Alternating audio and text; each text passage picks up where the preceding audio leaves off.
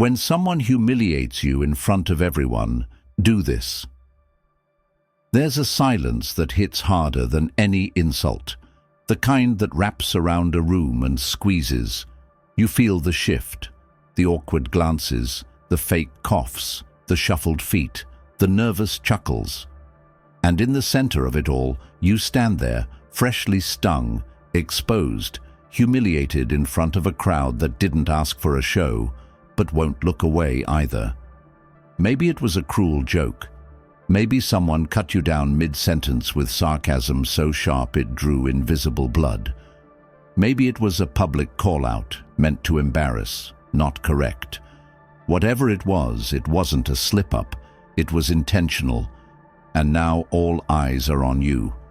What happens next? That moment, that exact moment, when humiliation hits like a slap to the face and your heart races as if trying to escape the room, is where you define who you are.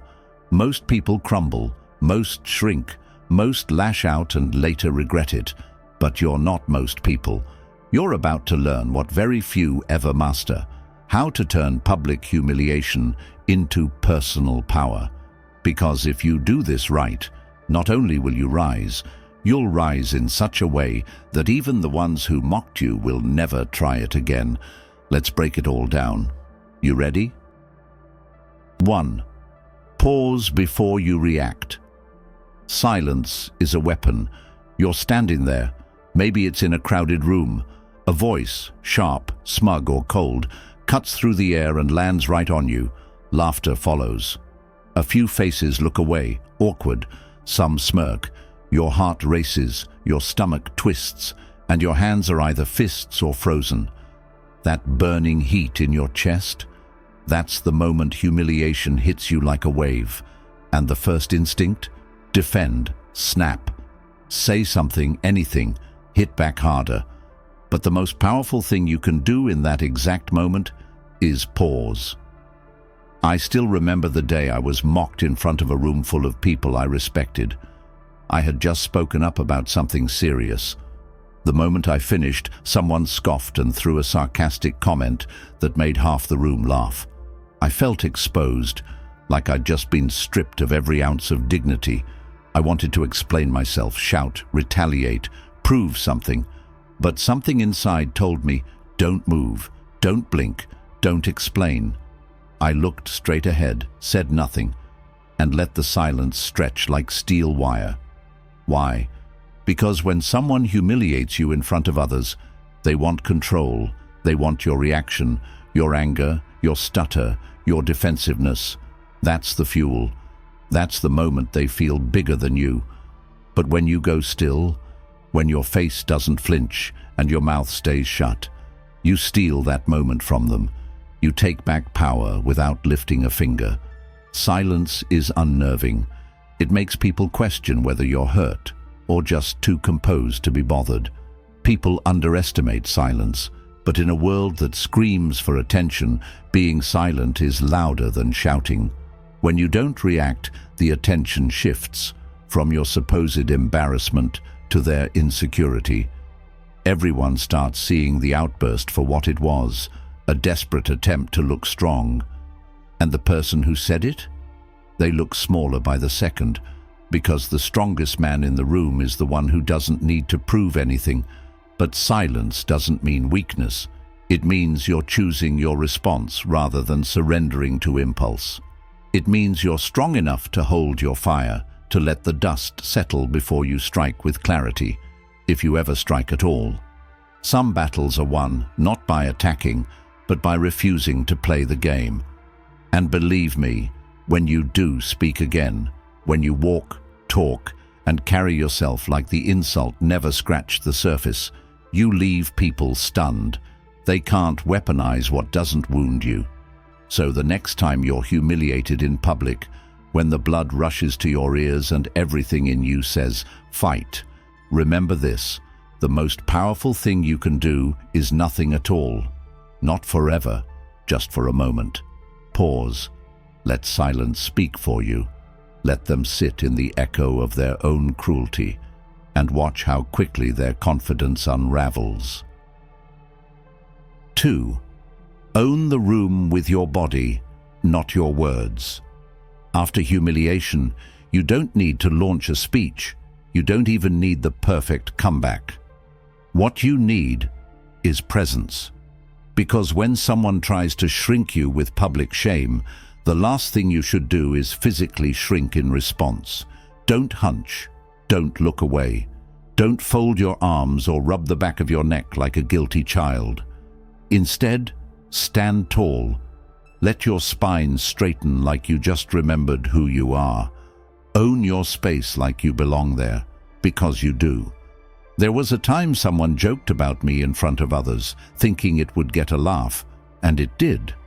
I remember my palms sweating, a flush of heat rushing to my face. I nearly lowered my head to disappear into the floor, but then I thought, no, I'm not leaving myself like this. I adjusted my shoulders, lifted my chin, and casually leaned back in my seat like I was watching a movie I already knew the ending to. The joke kept echoing, but it suddenly felt small, and so did the person who said it. People read body language before they hear your voice. And in moments of public shame, how you hold yourself becomes the loudest statement in the room.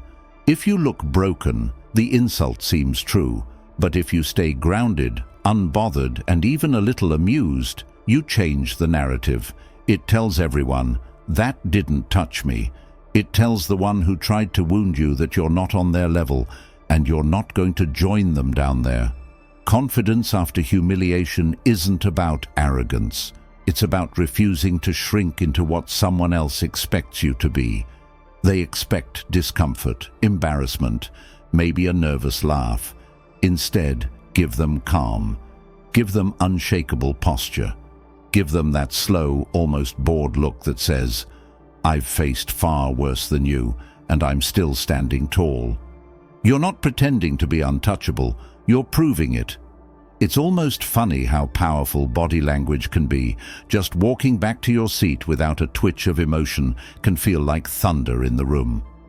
People may not remember the words that were said, but they'll remember how you carried yourself afterward.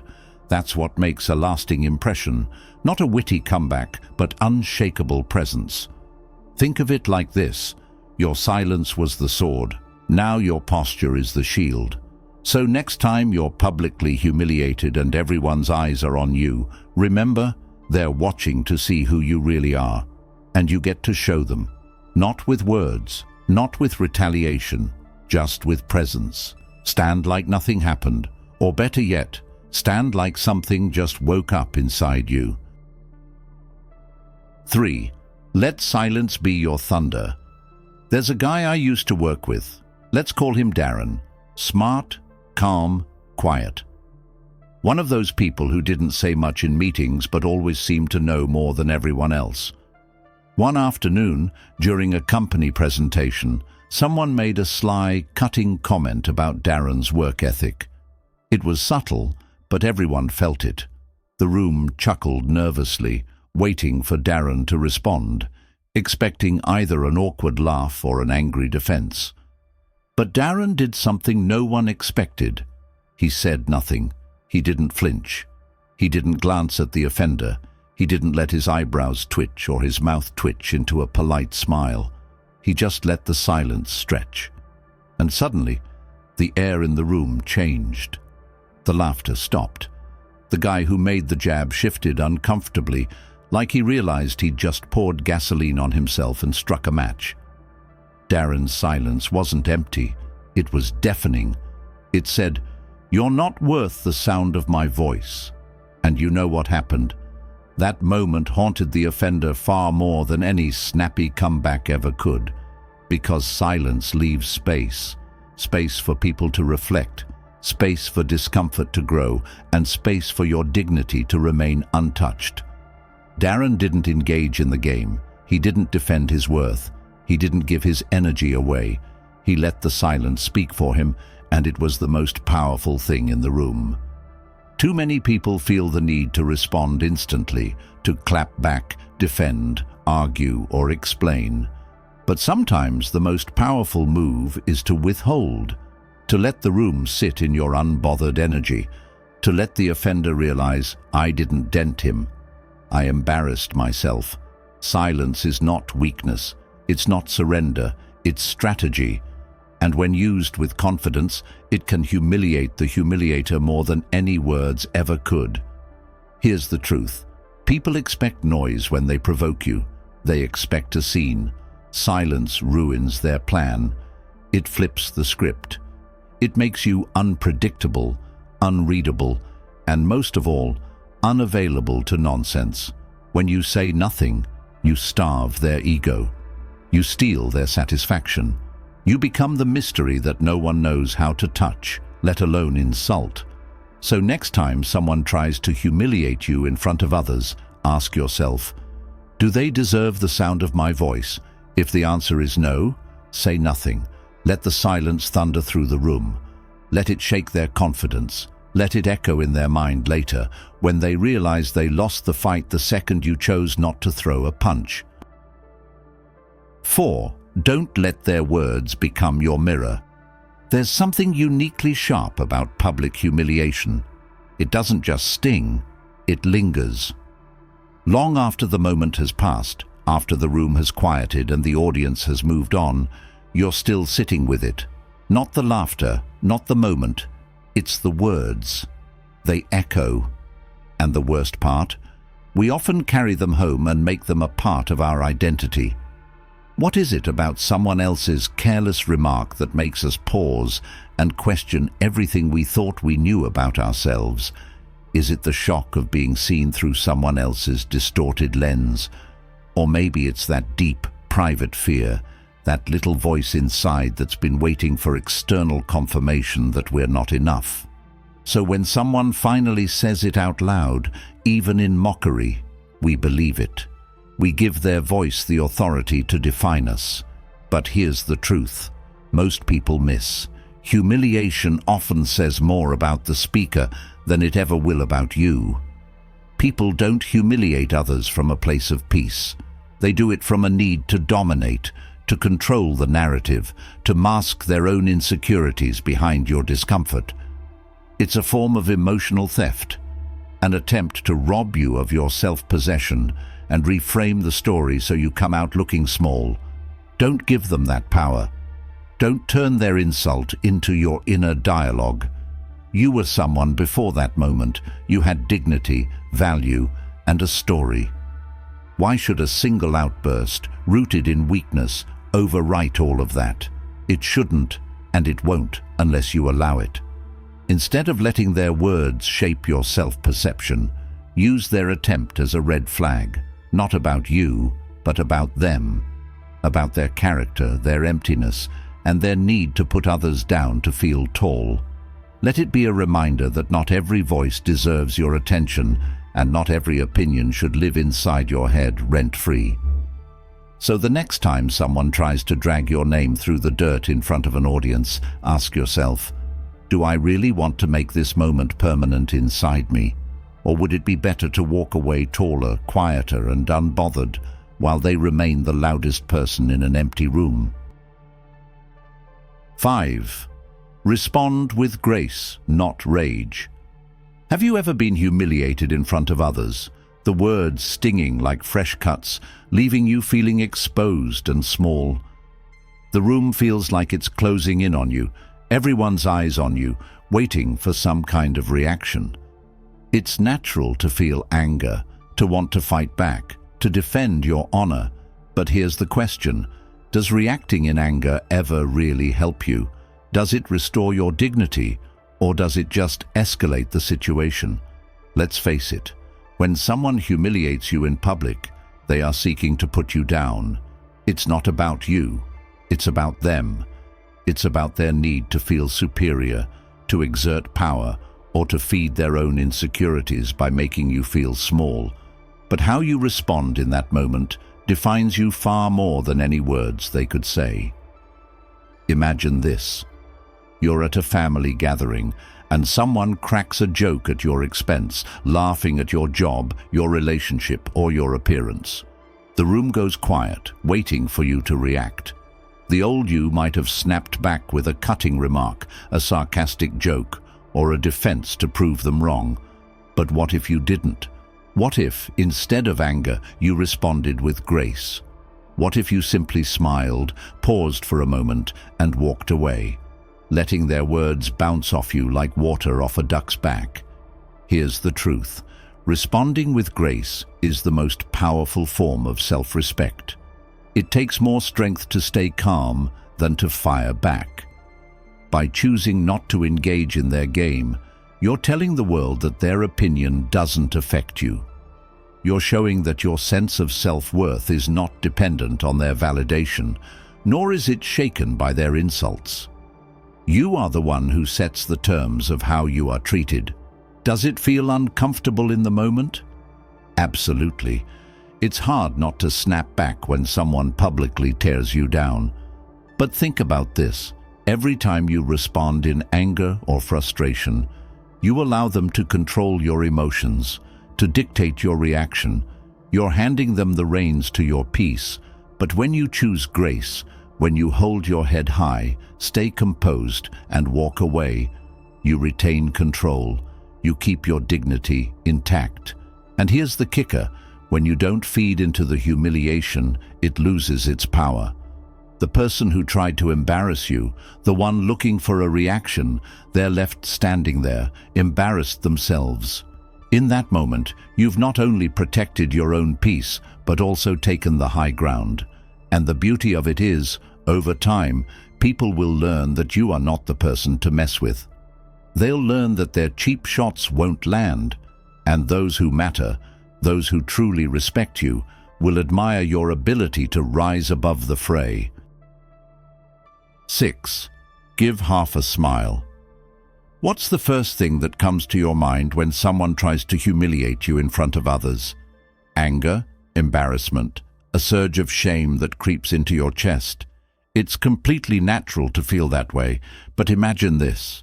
What if, instead of reacting with the usual defense or anger, you simply gave a small, half smile? Yes, just a subtle curve of your lips. What does that convey? The half smile is a powerful yet understated tool. It's not a full, toothy grin. It's not a nervous laugh or a sign of weakness. It's a quiet statement, a moment of control. It's the kind of smile that says, "I'm not bothered by you. I'm not threatened by your words. I've heard you, but it won't move me." It's the smile that confuses people because it doesn't give them the satisfaction of seeing you squirm. It's the smile of someone who knows exactly who they are and doesn't need to prove anything to anyone. Imagine being at work, surrounded by colleagues, and someone takes a jab at you, trying to belittle you in front of the group. The temptation to retaliate is strong. You want to defend yourself, to strike back. But what if, instead of jumping into the battle, you simply gave a half smile, just enough to show you're unfazed, but not enough to seem passive? You hold eye contact for a moment, let that smile linger, and then you calmly turn away. No more words, no more confrontation. That half smile does something incredible. It shifts the power dynamics in the room. The person who tried to humiliate you is left confused, maybe even a little uncomfortable, because they were expecting a reaction. They were expecting you to get defensive, to show vulnerability, to fight back. But by staying calm, by not letting their words affect you, you send a clear message. Your words do not control me. You've turned the situation from a potential blow to your pride into an act of quiet confidence. You've shown that you're the one in charge of your emotional state and not them. The half smile also carries a deeper psychological weight. It's a signal that you're above the situation, that you won't be dragged down to their level. You're not fighting for approval, not fighting for validation. You're just being, simply existing in the moment, unaffected by their attempt to undermine you. You become the person who, no matter what happens, refuses to be rattled. And there's a certain quiet strength in that. Think about it. Have you ever seen someone who simply refuses to be bothered by public humiliation? They might not laugh it off, they might not shout back, but their ability to remain unshaken, just like a calm lake on a windy day, commands a deep kind of respect. Their calmness is not a sign of weakness, but a reflection of their inner confidence. They know the game, and they refuse to play by the rules others are setting. In a world that expects you to react, to prove your worth in every confrontation, there's something incredibly powerful about standing still and showing restraint. The next time you find yourself in a moment of humiliation, try this. Take a deep breath, give that half smile, and watch how the situation transforms. Final thoughts. In the end, public humiliation is a test of your character, your emotional resilience, and your ability to rise above the noise of the world around you. When faced with such a moment, you have the power to control the narrative, whether you choose to react or remain poised in the face of adversity. The techniques we've explored here aren't about silence, passivity, or retreat. They are about asserting your control over how you respond, regardless of how others try to manipulate or shame you. The key is to remember this. Humiliation is often a reflection of someone else's insecurities, not a true judgment of your worth. You don't need to stoop to their level or let their words take root in your mind. Instead, by staying calm, composed, and unapologetically yourself, you'll find that you hold all the cards in any situation. Remember, your self-respect is yours to keep. No one can take it from you unless you let them. So, the next time you find yourself in a moment where someone tries to make you feel small, don't rush to defend yourself with words or anger. Take a breath, stand tall, and let your actions speak louder than their words. The smile, the calm, the control, it's all in your hands. You decide how to respond, and in doing so, you reclaim your power.